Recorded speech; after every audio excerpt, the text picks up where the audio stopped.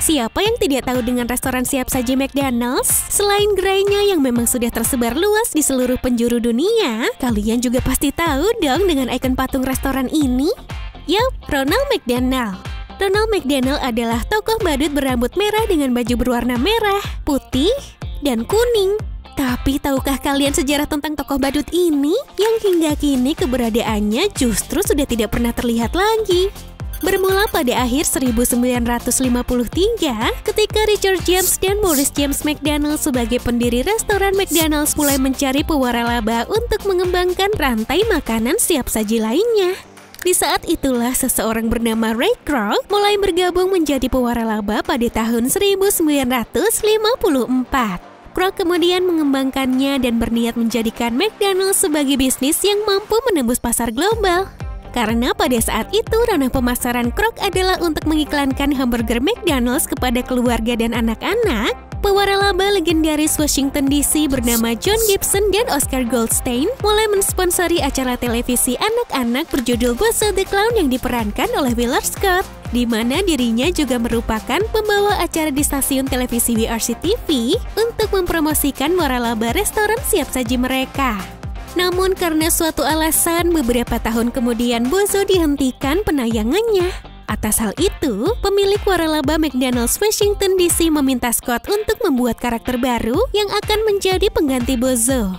Dari situlah Scott kemudian memutar otak untuk menciptakan karakter baru yang kita kenal hingga kini sebagai Ronald McDonald, badut dari restoran makanan siap saji McDonald's.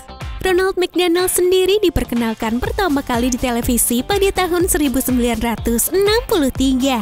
Dengan menggunakan nama panggung Ronald McDonald di Hamburger Happy Clown, Scott tampil dalam 3 iklan McDonald yang berbeda. Digambarkan sebagai badut yang menyukai hamburger, karakter Ronald McDonald di sini terlihat sedikit berbeda dengan maskot yang kini kita ketahui, sebab ia mengenakan cup di hidungnya dan memakai topi dari nampan berisi makanan yang dijual oleh McDonald's. Hingga pada tahun 1966, pemain sirkus Michael Polakovs atau Coco the Clown diberi kepercayaan oleh McDonald's untuk mengubah karakter Ronald McDonald dengan merancang pakaian dan riasan yang masih digunakan sampai saat ini.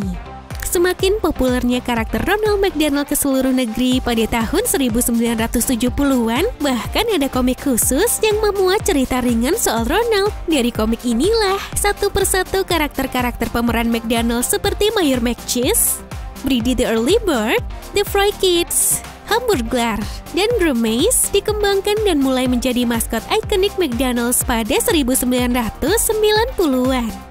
Bahkan selama beberapa dekade karakter Ronald McDonald berhasil mencuri pasar dunia, seperti karya dalam sebuah buku berjudul Ronald McDonald and the Tale of the Talking Plant muncul dalam film-film animasi, tampil dalam video game, dan juga muncul selama beberapa detik dalam film 1988 Mac and Me selama adegan ulang tahun di McDonald's.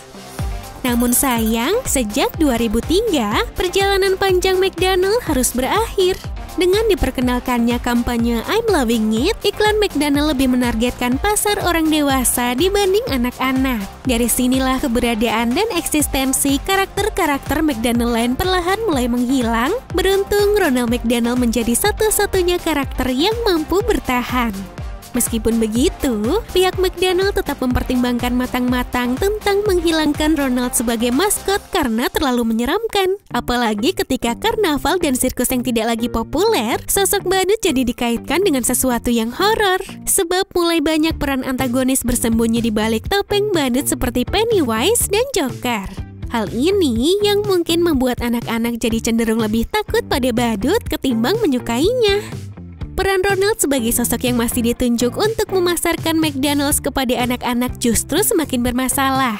Pada 2010, Corporate Accountability International mengatakan bahwa maskot restoran siap saji ini dianggap memicu obesitas pada anak-anak di seluruh Amerika Serikat dan dapat menyebabkan masalah kesehatan serius di masa mendatang. Adanya tekanan dari kelompok seperti Corporate Accountability International ini ternyata merupakan waktu yang tepat bagi McDonald's untuk perlahan-lahan menarik Ronald dari publik. Hingga pada 2016, McDonald's secara resmi mempensiunkan Ronald sebagai maskot restoran siap saji ini. Kini, peran paling penting dari maskot tersebut adalah meminjamkan namanya pada Ronald McDonald House Charities, yaitu suatu badan amal untuk meningkatkan kesehatan anak-anak yang berasal dari keluarga kurang mampu. Nah, meski keberadaannya sudah ditarik dari publik, mungkin di beberapa cabang restoran McDonald's kalian masih dapat menemukan patung maskot ini, guys. Apa di daerah kalian masih ada? Beri pendapat kalian di kolom komentar ya. Terima kasih.